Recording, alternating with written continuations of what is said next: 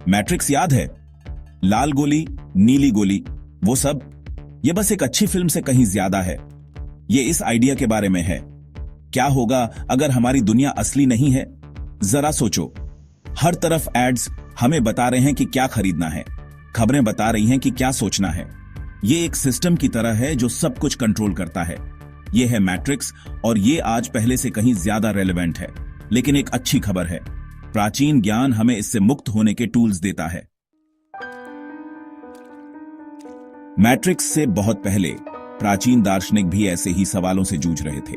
वो पूछते थे, हम एक अच्छा जीवन कैसे जी सकते हैं, हम स्वतंत्र कैसे हो सकते हैं।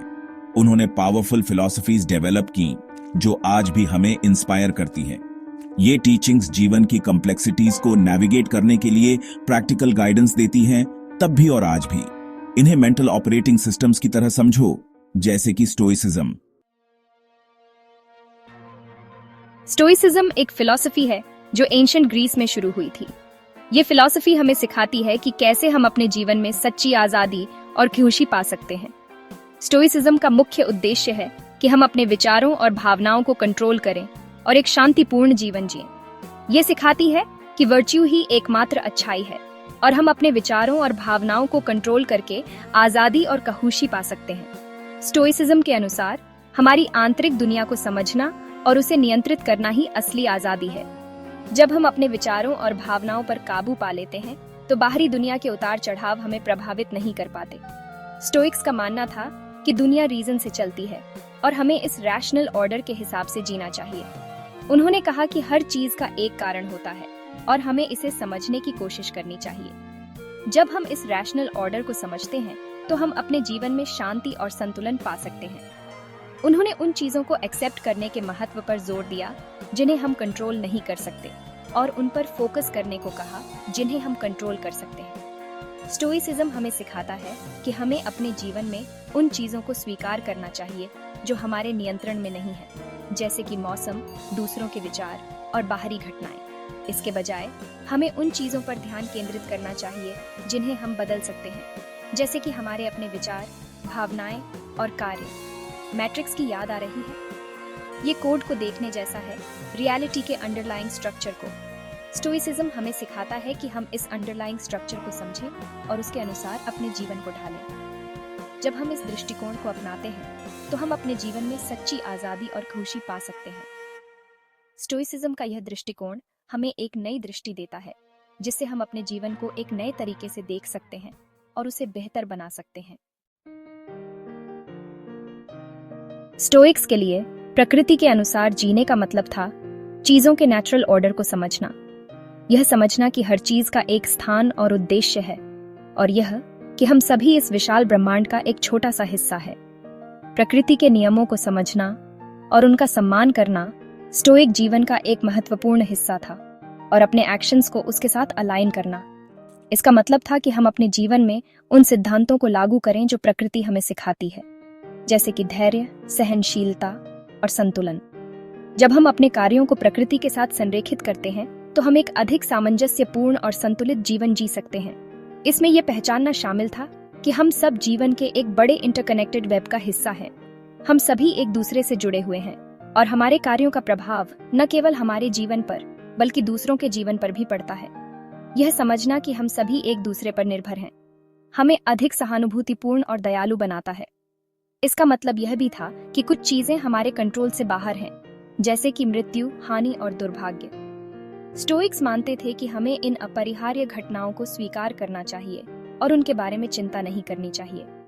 जीवन में अनिश्चितता और परिवर्तन को स्वीकार करना हमें मानसिक शांति और स्थिरता प्रदान करता है। इन चीजों को स्वीकार करके हम खुद को अनावश्यक चिंता और पीड़ा से मुक्त कर सकते हैं। जब हम उन चीजों को स्वीकार करते हैं जिन्हें हम बदल नहीं सकते, तो हम अपने मानसिक और भावनात्मक संसाधनों को उन चीजों पर केंद्रित कर सकते हैं जिन्हें हम नियंत्रित कर सकते हैं। यह हमें एक अधिक संतुलित और शांतिपूर्ण जीवन जीने में मदद करता है। ये रियलिटी को एक्सेप्ट करने जैसा है, जैसी वो है, न कि जैसी हम चाहते हैं। यही स्टोइक तरीका है। स्टोइक्स का मानना था कि वास्तविकता को स्वीकार करना और उसके साथ सामंजस्य बिठाना ही सच्ची स्वतंत्रता और शांति की कुंजी है।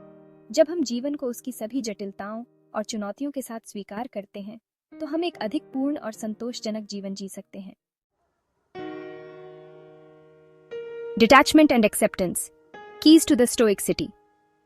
स्टोइसिज्म में डिटैचमेंट का मतलब इमोशनलेस रोबोट्स बनना नहीं है। इसका मतलब है बाहरी चीजों को अपनी इनर पीस को डिक्टेट न करने देना। जो होता है उसे एक्सेप्ट करना, अच्छा हो या बुरा, की है। इसका मतलब पैसिव होना नहीं है, बल्कि रीजन के साथ रिस्पॉन्ड करना है, बस रिएक्ट नहीं। इस तरह हम मैट्रिक्स के कंट्रोल से बचते हैं। ये तूफान में शांति पाने जैसा है, रियलिटी की सीमाओं के भीतर आजादी।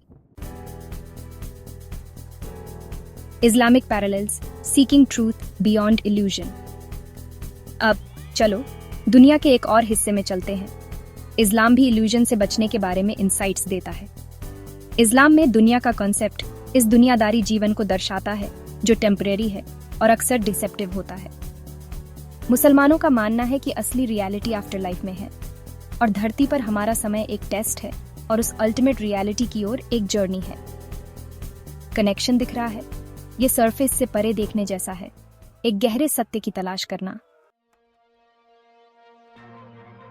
Submission and contentment, pathways to liberation.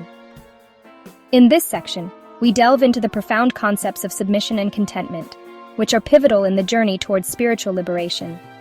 These principles are not just abstract ideas, but practical pathways that guide us in aligning our lives with a higher purpose. Islam में ईश्वर की इच्छा के आगे submission सबसे जरूरी है. Submission or Islam literally means surrendering to the will of God. This act of surrender is not about losing one's identity or freedom, but about finding true freedom in the acceptance of a higher will. It is about trusting that there is a divine plan, even when we cannot see it. इसका मतलब blind obedience नहीं है, बल्कि एक higher power को पहचानना और अपने जीवन को एक greater purpose के साथ align करना है. This recognition of a higher power brings a sense of peace and direction.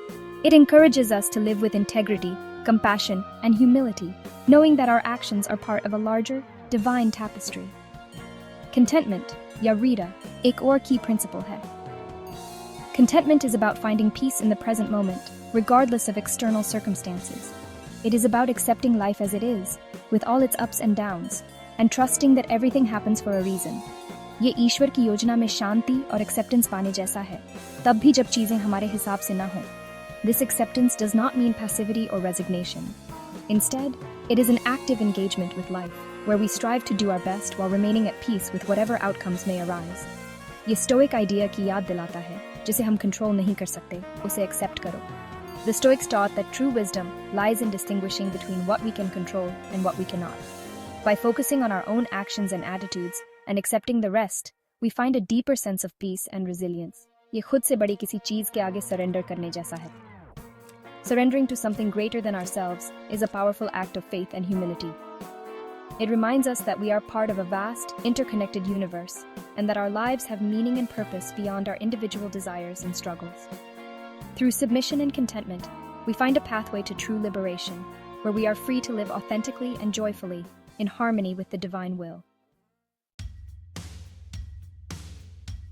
Ancient wisdom for a modern world. Stoicism और इस्लाम अपने डिफरेंसेस के बावजूद मॉडर्न लाइफ के मैट्रिक्स को नेविगेट करने के लिए काफी हद तक सिमिलर सलाह देते हैं. फिर चाहे वो स्टोइसिज्म के जरिए अपने अंदर आजादी खोजना हो या इस्लाम में इल्यूजन से परे सत्य की तलाश करना हो, मैसेज साफ है. हमारे पास ये चुनने की ताकत है कि हम अपने आसपास की दुनिया को कैसे परसीव करते हैं और कैसे रिस्पॉन्ड करते हैं. ये एंशिएंट फिलॉसफीज बस डस्टी ओल्ड टेक्स्ट नहीं है, ये एक बेहतर जिंदगी के लिए ऑपरेटिंग सिस्टम्स हैं. Breaking free your journey starts now. Matrix से एस्केप करना किसी अलग रियलिटी में प्लग इन करने जैसा नहीं है.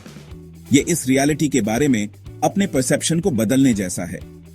ये समझने जैसा है कि सच्ची आजादी अंदर ही है. ये इंटेंशनली जीने जैसा है, पर्पस और क्लैरिटी के साथ. एंशिएंट विजडम के लेसन्स को अप्लाई करके हम उन इल्यूजन से मुक्त हो सकते हैं जो हमें बाइंड करते हैं और ज्यादा मीनिंगफुल और फुलफिलिंग जिंदगी जी सकते हैं. लाल गोली लेना आपके हाथ में है. जर्नी अब शुरू होती है. तो दोस्तों, ये था हमारा आज का सफर मैट्रिक्स के डर और हकीकत के बीच. क्या हम सब एक वर्चुअल दुनिया में जी रहे हैं या फिर ये सिर्फ एक इल्यूजन है जो हमें कंट्रोल करता है? ये सवाल आपके ऊपर छोड़ता हूं. अगर आपको ये वीडियो पसंद आई हो तो एक लाइक जरूर करें और कमेंट में बताएं कि आप इस थ्योरी के बारे में क्या सोचते हैं। और अगर आप ऐसे ही और माइंड ब्लोइंग वीडियो देखना चाहते हैं तो स्टडी केव को सब्सक्राइब करना ना भूलें। हम मिलेंगे एक नए रोचक विषय के साथ। तब तक के लिए अपनी सोच को आजाद रखें और जागते रहिए। स्टडी केव ज्ञान का एक नया आयाम